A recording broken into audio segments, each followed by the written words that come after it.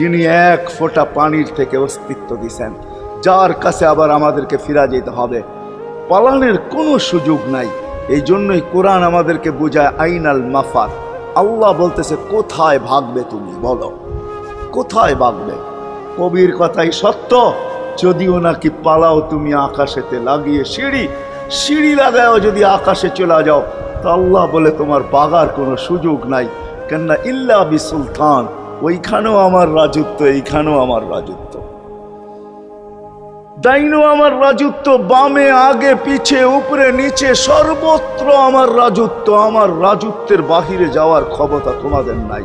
দ্বিতীয় কথা এটো, আইনা আনা মাআকুম আইনা মা কুনতুম, যেখানে যাবে ওইখানে আমি সঙ্গে থাকব, আমাকে দূর করতে পারবে না। যদি করো তাহলে তুমি থাকবে না, তোমার অস্তিত্বই থাকবে না।